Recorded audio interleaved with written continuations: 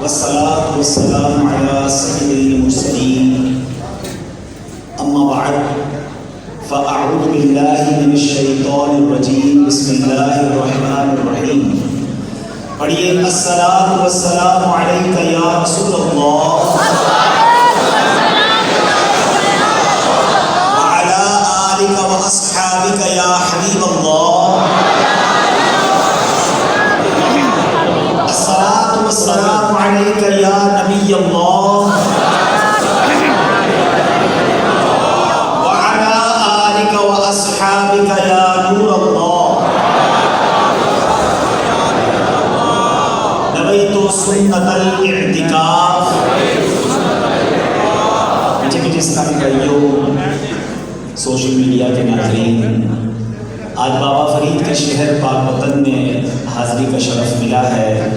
دعوت اسلامی کے مدنی مرکز فیضان مدینہ میں کثیر تعداد میں عاشقان رسول موجود ہیں۔ اللہ کریم ہم سب کا جمع ہونا اپنی بارگاہ میں قبول فرمائے۔ یہاں پہ سب سے پہلے جو اسلامی بھائی پہلے آ گئے ہیں، کافی دیر سے انتظار کر رہے ہیں، ان سے معذرت خواہ ہوں۔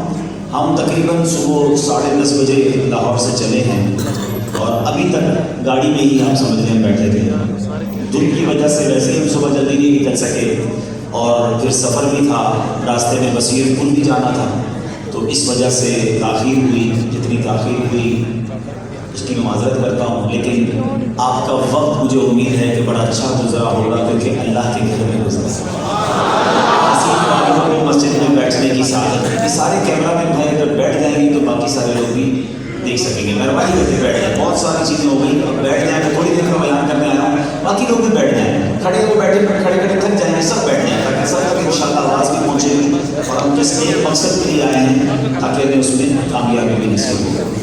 پہلے میں نے معذرت پیش کر دی ہے اور اب آئیے درود پاک کی فضیلت سنتے ہیں۔ درود پاک پڑھنے کے بے شمار فضائل و برکات ہیں۔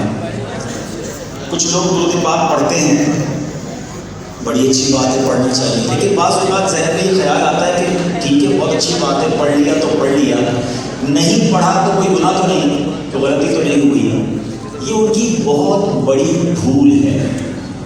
ایک بار نبی پاک علیہ السلام بی بی عائشہ صدیقہ رضی اللہ عنہا فرماتی ہیں کہ رات کا آخری پہر تھا اور میں اپنے گھر پہ کچھ سی رہی تھی، سوئی دھاگے کے ساتھ کچھ سی رہی تھی کہ اچانک چراغ گل ہو گیا اور سوئی بھی میرے ہاتھ سے گر گئی۔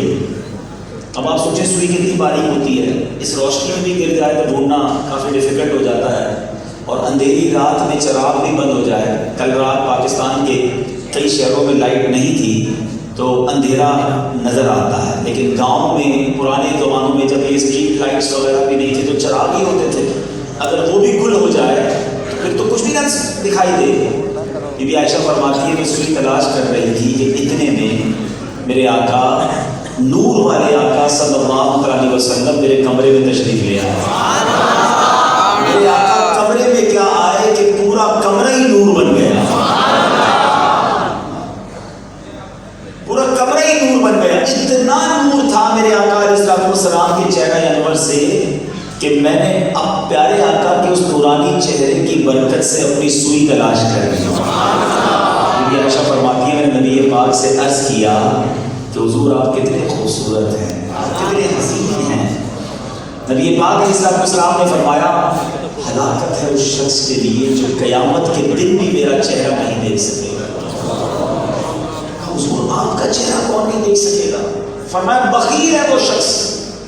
عرض کی حضور کون بخیل؟ بخیل کے معنی ہوتے کنجوس کے۔ فرمایا جس کے سامنے میرا ذکر ہو اور وہ مجھ پر درود نہ پڑھے وہ بروز قیامت میرا چہرہ بھی نہیں دیکھ سکے گا۔ اے میرے پیچھے اسلامی بھائیوں ذرا سوچئے، یہ درود نہ پڑھنے کی جو عادت ہے نا، درود پاک سے دور رہنے کی جو عادت ہے، یہ عادت اچھی نہیں ہے۔ مجھے اور آپ کو اپنی زندگی میں درود پاک کو کثرت سے شامل کرنا، اللہ کرے کہ یہ عادت ہماری پکی ہو جائے، کیونکہ نبی پاک ہی فرماتے ہیں، حدیث پاک کا خلاصہ ہے جو درود پڑھنا بھول گیا وہ جنت کا راستہ بھول گیا۔ آئیے آئیے آج نیت کرتے ہیں، میں بھی کر لوں آپ بھی کر لیں کہ چلتے پھرتے اٹھتے بیٹھتے درود پاک کو اپنی زندگی میں شامل کریں گے۔ صلو علی الحبیب محمد صلی اللہ علیہ وسلم۔ میرے اسلامی بھائیوں،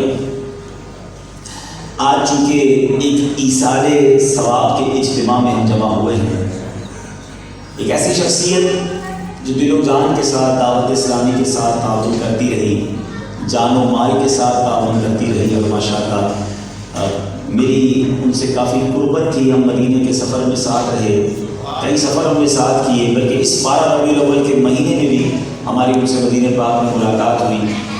اللہ کی مرضی تھی وہ ہم سے جدا ہو گئے۔ اللہ پاک حاجی شبیر صاحب کی مغفرت فرمایا، ان کے گناہ معاف فرمایا، ان کے درجات کو بلند فرمایا۔ جزائر مدینہ بنانے میں بھی بتایا جاتا ہے کہ بہت بڑا ان کا کردار ہے، تو یہ تو صبح قیامت تک باقی رہنا ہے۔ نصیب والوں کو یہ موقع ملتا ہے کہ وہ ایسا کام کر جاتے ہیں کہ قبر میں بھی روزانہ انہیں ثواب کے تحفے ملتے رہیں۔ تو اللہ پاک ان کی اس کاوش کو اپنے دربار میں قبول فرمائے۔ اس طرح کے جو ایصال ثواب کے اجتماع ہوتے ہیں نا، جنازہ ہوتا ہے، سویم ہوتا ہے، 40واں ہوتا ہے، دراصل یہ ہم سب کے لیے ایک پیغام ہوتا ہے، ایک سائلنٹ میسج ہوتا ہے۔ جنازہ آگے آگے کہہ رہا ہے اے جہاں والو، جنازہ آگے آگے کہہ رہا ہے اے جہاں والو، میرے پیچھے چلے آؤ تمہارا رہنما میں۔ آج ایک بندہ گیا ہے، کل ہماری باری ہے، کل میرے بارے میں بات ہو رہی ہوگی، کل آپ کے بارے میں بات ہو رہی ہوگی کہ ہمارے درمیان ہی تو تھا، ہم نے کھانا بھی ساتھ کھایا تھا، صبح تو بات ہوئی تھی۔ حاجی شبیر صاحب کی بھی انتقال سے 2-3 دن پہلے ان کے صاحبزادے نے مجھ سے فون پہ بات کروائی تھی، ہاسپٹل میں وہ تھے، گھر پہ آ گئے تھے، بات ہوئی، پھر اطلاع آ گئی کہ انتقال ہو گیا۔ ہمارے بارے میں کوئی کہہ گیا میری کہیں تو بات ہوئی تھی، مگر آج وہ بندہ دنیا میں نہیں ہے۔ ہم سب نے سوچنا ہے اور ہم سب نے ایک امتحان دینا ہے۔ اس بات کو اس طرح سمجھیے کہ ایک شخص، اس کا ایک بیٹا تھا، رات کا وقت تھا، وہ بیٹا نیند سے اٹھ کر رونے لگا۔ والد نے کہا بیٹا کیوں رو رہے ہو، سو کیوں نہیں رہے؟ کہتا وہ جان مجھے نیند نہیں آ رہی، کیونکہ مجھے صبح اسکول ٹیچر کو ایک سبق سنانا ہے، مجھے وہ سبق یاد نہیں ہے، ہوم ورک دیا تھا میں اسے یاد نہیں کر سکا ہوں، اس لیے مجھے نیند نہیں آتی۔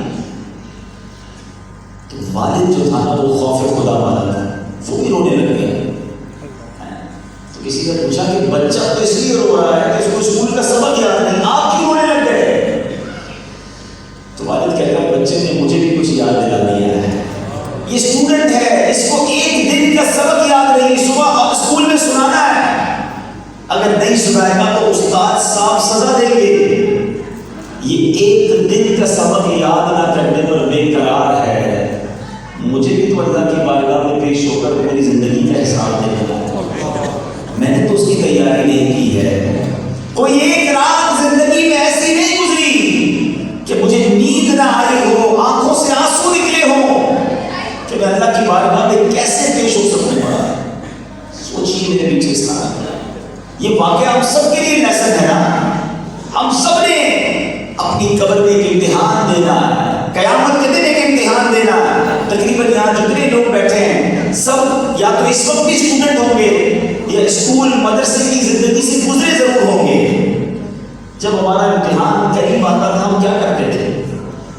دیر تک تیاری کرتے تھے، رات کو نیند نہیں آتی تھی، دوہرائی ریپیٹ، کسی طرح معلوم ہو جائے پیپر میں کیا آنا ہے، کوئی گیس پیپر سوال کیا ہوگا مجھے جواب دینا ہے، اتنی ٹینشن ہوتی تھی اسٹوڈنٹ کو۔ اس امتحان میں فیل ہو گئے تو کیا ہو جائے گا؟ 1 سال دوبارہ پڑھنا پڑے گا، اور تو کچھ نہیں ہوگا نا۔ مگر جس امتحان کی میں آپ سے بات کر رہا ہوں وہ امتحان ہم سب نے دینا ہے۔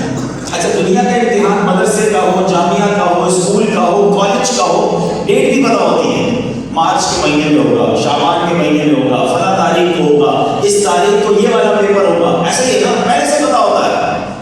اچھا امتحان دے دو تو رزلٹ کب آئے گا وہ بھی پتہ ہوتا ہے، 2 مہینے بعد، 3 مہینے بعد۔ اچھا ایک آدھے پیپر پہ رہ جاؤ تو ضمنی پیپر، سپلیمنٹری پیپر کا بھی موقع ہوتا ہے کہ ٹھیک ہے 2 پیپر رہ گئے دوبارہ دے دو، ایسے نہیں نا، پھر بھی ٹینشن ہے، تاریخ بھی پتہ ہے، ضمنی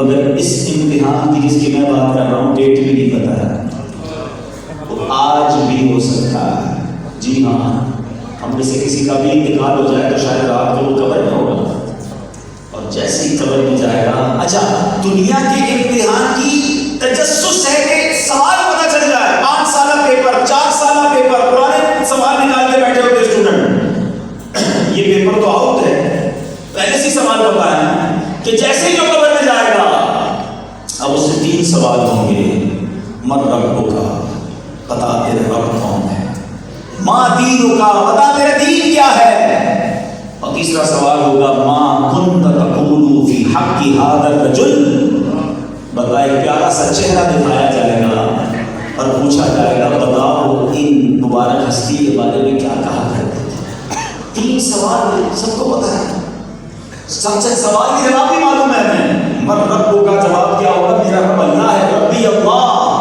ماں دین کا، تیرا دین کیا ہے، دین ہے اسلام، ماں کنت تقول فی حق ھذا الرجل، تو کہا جائے گا ھذا رسول اللہ صلی اللہ علیہ وسلم، ہمارے آقا علیہ السلام ہے، جواب پتہ ہے، مگر ایسا نہیں ہے کہ جس نے آج جواب یاد کر لیے وہ ادھر بھی دے دے گا، ادھر وہی جواب دے سکے گا جس سے اس کا رب راضی ہو، جو ایمان سلامت لے کر جائے گا، جو غیر بے ایمان قبر میں جائے گا نا، اس کے سامنے جب یہ سوال ہوں گے تو وہ ہر سوال کے جواب میں کیا جواب دے گا، یہ بھی احادیث اور روایتوں میں موجود ہے، ہائے ہاتا لا ادری، ہائے افسوس میں کچھ نہیں جانتا۔ اچھا پیپر میں فیل ہوتے ہو تو سپلیمنٹری کا موقع ملتا ہے نا، 1 سال پھر پڑھ کر دوبارہ پیپر کا موقع ملتا ہے، ادھر یہ نہیں ہوگا، دین اینڈ دیئر اسی وقت ڈیسیژن ہوگا، یا تو پاس ہوگا یا تو فیل ہوگا، اور جیسے ہی پاس ہوگا یا فیل ہوگا تو رزلٹ 2-4 مہینے بعد نہیں آئے گا، اسی وقت فیصلہ آ جائے گا، جس نے صحیح جواب دیے اس کی قبر تا حد دلا وسیع کر دی جائے گی، اس کی قبر میں جنت کی کھڑکی کھول دی جائے گی، جنت کی ہوائیں آنا شروع ہو جائیں گی، کفن جنتی کفن سے بدل دیا جائے گا، اور وہ قیامت تک کے لیے عیش اور آرام میں قبر میں سوئے گا۔ کیا خوبصورت الفاظ ہیں حدیث کے کہ جس سے رب راضی ہوگا نا، اس مردے سے کہا جائے گا نم کا نومۃ العروس، سو جا کے جیسے دلہن سوتی ہے، جاگنا ہے جاگ لے افلاک کے سائے تلے، حشر تک سوتا رہے گا خاک کے سائے تلے، قیامت تک اکیلے رہنا ہے اس قبر میں، سوچو۔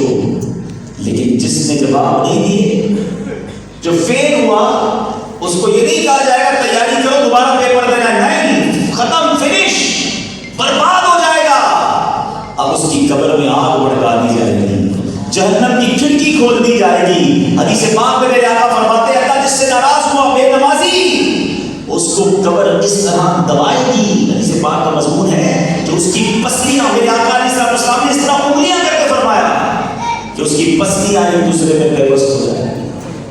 کبھی سوچا کہ وہ امتحان میں پاس ہوگا یا فیل ہوگا؟ دنیا کے امتحان کی اتنی ٹینشن، کبھی اکیلے میں رات کو نیند نہ آئی ہو کہ یا اللہ میرا ایمان سلامت رہے گا کہ نہیں، میری قبر روشن ہوگی کہ نہیں۔ پچھلے دنوں لاک ڈاؤن لگا تھا، مہینہ 15 دن، 1-2 مہینے کئی لوگ گھروں میں رہے، بے چین ہو گئے، بے کل ہو گئے، پریشان ہو گئے کہ باہر نکلو بھائی، کب تک گھر میں رہیں گے؟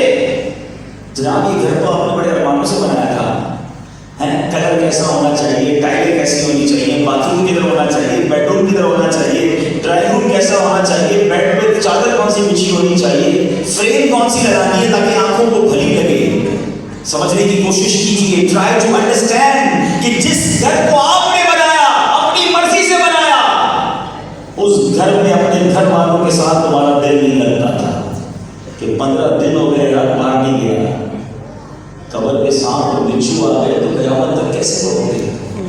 اکیلے تنہا قبر میں کیسے دل لگے گا؟ کبھی سوچا، کبھی دل میں کوئی ٹینشن، کبھی کوئی خیال آیا کہ کیسی زندگی گزر رہی ہے کہ مرنے کا پلان ہی نہیں ہے، قبر کی تیاری نہیں ہے، حالانکہ جنازے اٹھ رہے ہیں ہمارے ساتھ،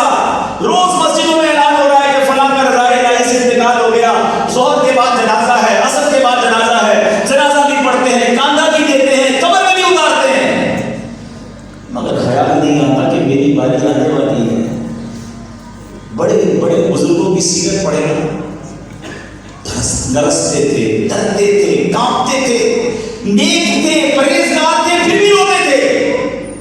सैयदुना उस्मान गनी रज़ी अल्लाह तआला को कौन नहीं जानता? ज़ुन्नुरैन हैं, कतई जन्नती हैं, अशरा मुबशरा में हैं, खलीफतुर रसूल हैं। मगर आपके बारे में आता जब कब्र की बात की जाती, जब कब्रिस्तान जाते थे, आंसुओं की झड़ी लग जाती। लोगों ने पूछा हुजूर आपसे नेशन की बात होती है, दोज़ख की बात होती है, आप इतना नहीं रोते? आप कब्र की बात पर बहुत रोते हैं, कब्रिस्तान आते हैं तो आपके आंसू नहीं रुकते। फरमाते यही पहली मंजिल है, यही पहला एग्जाम है, जो इसमें कामयाब हो गया वो आगे भी कामयाब हो गया। जो कब्र में नाकाम हो गया, अब आगे तो मारी पड़ रही है ना, इधर ही अगर अल्लाह नाराज हो गया तो क्या बनेगा? तो ऐ मेरे बीच इस्लामी भाइयों, तो इस ईसारे सवाब इज्तिमा में आए हैं, क्या अब भी गुनाहों वाली जिंदगी गुजारोगे? क्या अब भी अल्लाह को नाफरमानी करके जिंदगी गुजरेगी? क्या अब भी कब्र की तैयारी नहीं करेंगे? कोई किसी के पास, इतने सारे लोग बैठे हैं सोशल मीडिया पर, ये बयान जा रहा है, कोई एक है ऐसा जिसके पास ये गारंटी हो कि मैं 1 साल जिंदा रहूंगा? कोई ऐसा क्या मौजूद है? 1 महीना जिंदा रहने की गारंटी है किसी के पास? अच्छा, 1 हफ्ता जिंदा रहने की गारंटी किसी के पास? ये गारंटी है कि इस मस्जिद से जिंदा बाहर निकल सकूंगा? अल्लाह, इतनी तो समझ है आपने कि आगाह अपनी मौत से कोई बशर नहीं, सामान 100 बरस का है, पल की खबर नहीं। तैयारियां हैं, प्लानिंग्स हैं, बड़ा घर बनाऊंगा और बड़ा बनाऊंगा, एक और कोठी लूंगा, दुकान है तो बड़ी दुकान लूंगा, एक फैक्ट्री है तो 2 फैक्ट्रियां लगाऊंगा, अभी तो दुनिया घूमनी है, अभी तो बड़ी गाड़ी लेनी है, अभी तो साइकिल है, मोटरसाइकिल लूंगा, फिर गाड़ी लूंगा। ये सारी प्लानिंग्स हैं। मरूंगा और मरने के बाद कब्र में जाकर कब्र रोशन होगी, इसकी प्लानिंग किसने कर ली? और नेकी को कब करोगे?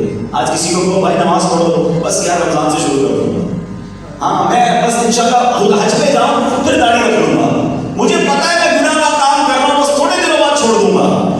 यही तो शैतान चाहता है कि आपसे तौबा नहीं करने देता, अगले बातें करवाता है, जुम्मे से, रमजान से, अगले साल, बस ये काम शादी हो जाए फिर मैं बदल जाऊंगा। अरे शादी तक जिंदा रहोगे तो खुद कह रहे हो कि सुबह तक जिंदा रहने की गारंटी नहीं है। अगर मुर्दों का इंटरव्यू ले सकते ना तो आप कब्र वालों से पूछते तो कब्र वाले यही कहते, हम भी यही कहते थे, थोड़े दिनों बाद तौबा कर लेंगे। वो दिन आया नहीं और हम कब्र में पहुंच गए। खुदारा मेरे पीछे इस्लामी भाइयों, शैतान की इस बात को समझ लो, हम सब ने जाना है। आजकल मोबाइल कंपनी की तरफ से एक मैसेज आता है कि आपका 90% डाटा यूज हो गया है, अब बैलेंस खत्म होने वाला है, पैसे डलवा लें। आता है फिर एक दिन बाद मजीद आता है, तो बहुत थोड़े रह गए, आखिरी दिन है, आज डलवाने वाला मोबाइल का पैकेज खत्म हो जाएगा। बंदा कहता है किसी दोस्त को जल्दी जरा पैसे डलवाओ भाई, पैकेज खत्म होने वाला है।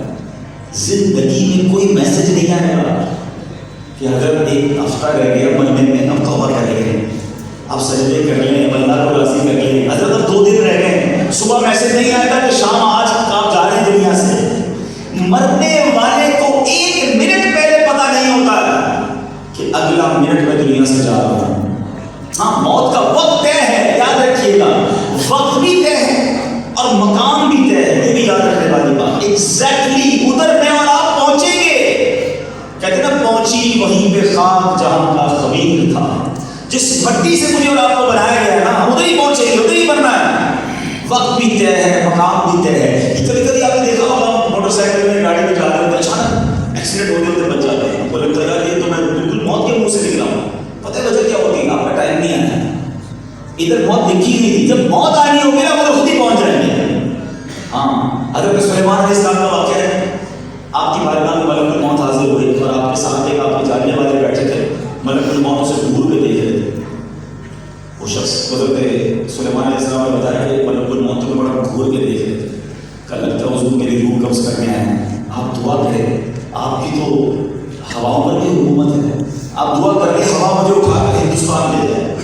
तो मिस्र में बैठा हज़रत सुलेमान ने दुआ की, हवाओं से हिंदुस्तान ले गए। थोड़े दिनों बाद मलकुल मौत फिर आए तो आपने पूछा तो पिछले दिनों आए थे और मेरे साथी को बड़ा घूर के देख रहे थे।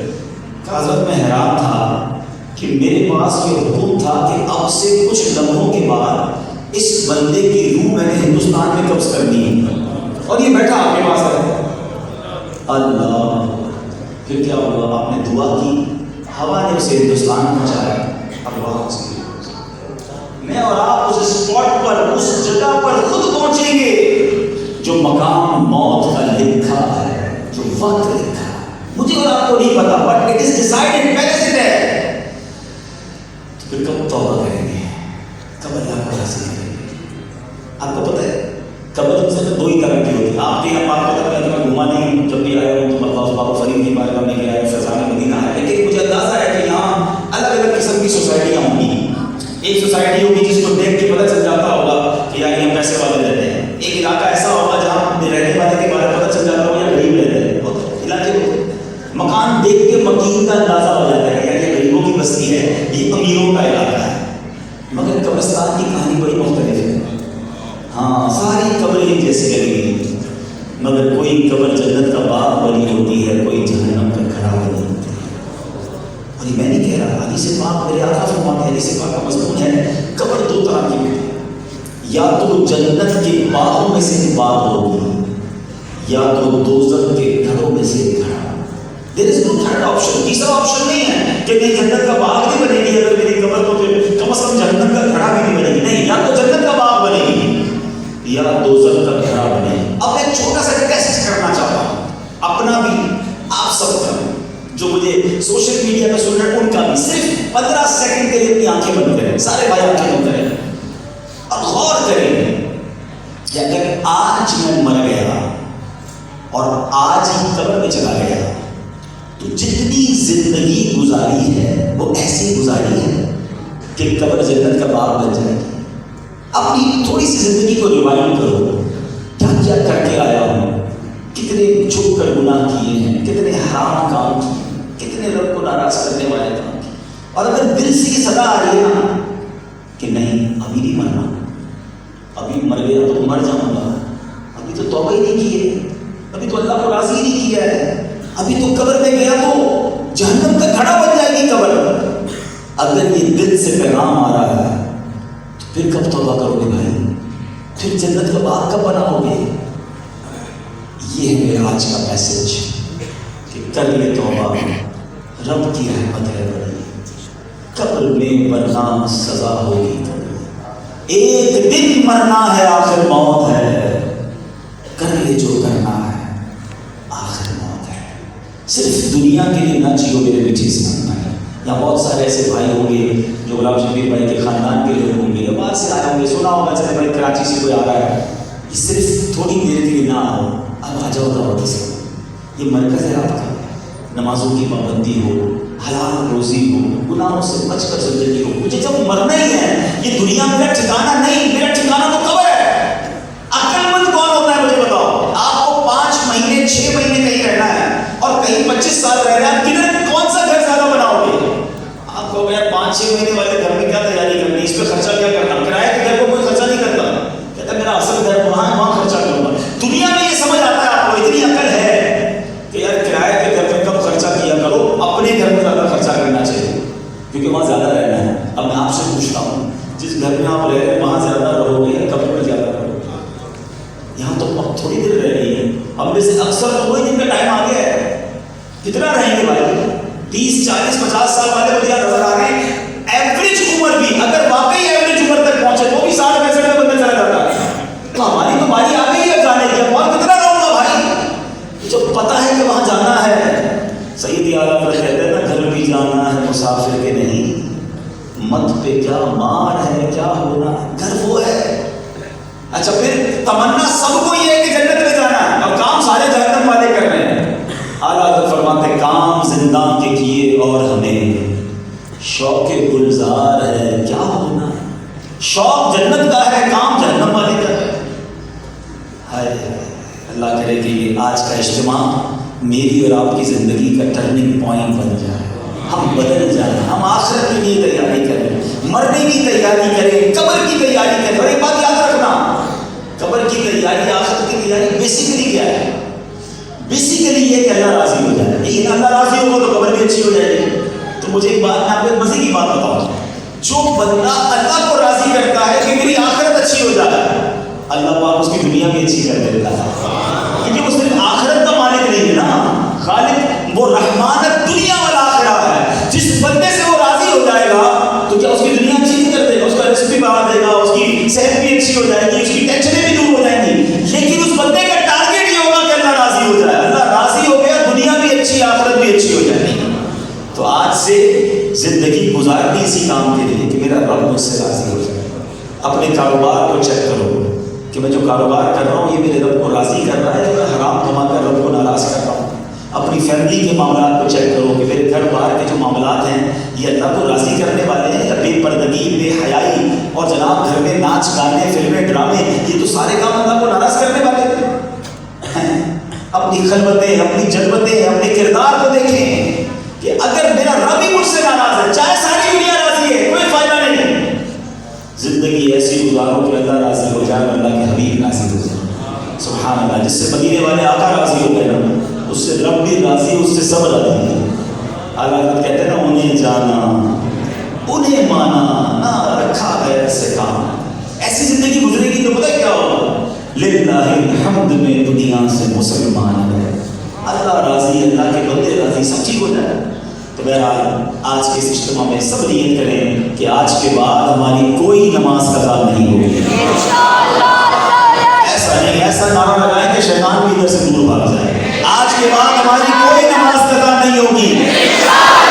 فلمیں ڈرامے نہیں دیکھیں گے, گانے باجے نہیں سنیں گے, حرام روزی کے قریب بھی نہیں جائیں گے, اور انشاءاللہ اب زندگی نبی پاک کی سنتوں کے مطابق گزاریں گے.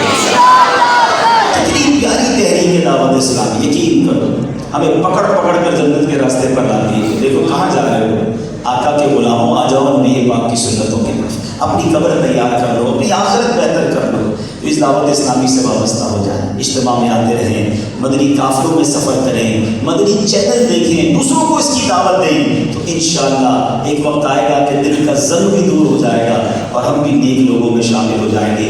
اللہ پاک ہم سب کو عمل کرنے کی توفیق عطا فرمائے. کچھ اعلانات سن لیجیے کہ ماشاءاللہ آج مکتبۃ المدینہ کا اسٹال لگا ہوا ہے اور وہاں پر کچھ کتابیں موجود ہیں. ماہنامہ فیضان مدینہ, سبحان اللہ, ہر گھر کی, ہر فیکٹری, ہر دکان کی زینت ہونی چاہیے. یہ ایسا کمال کا رسالہ ہے, مبلغین کے لیے بھی میں عرض کرتا ہوں کہ جو بیانات کرتے ہیں ہر رسالے میں کئی بیانات موجود ہیں اور اتنا مواد ہے اس کے اندر. تو یہ 1400 روپے کا رنگین شمارہ ہے اور 1000 روپے کا سادہ شمارہ. 1400 کے 12 ہر مہینے آئیں گے آپ کے گھر تک. 1000 روپے کا لیں گے تو سادہ ہوگا, کلرفل نہیں ہوگا.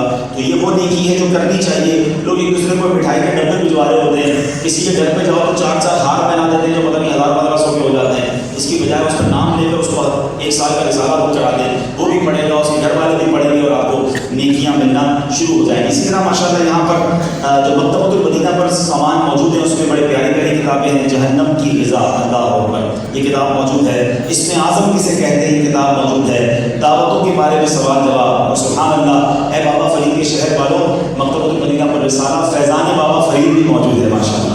تو یہ حاصل کیجیے اور اس کی برکتیں لوٹیے. اللہ پاک ہم سب کو عمل کرنے کی توفیق عطا فرمائے. صلو علی الحبیب, صلو علی الحبیب, صلی اللہ علیہ وسلم.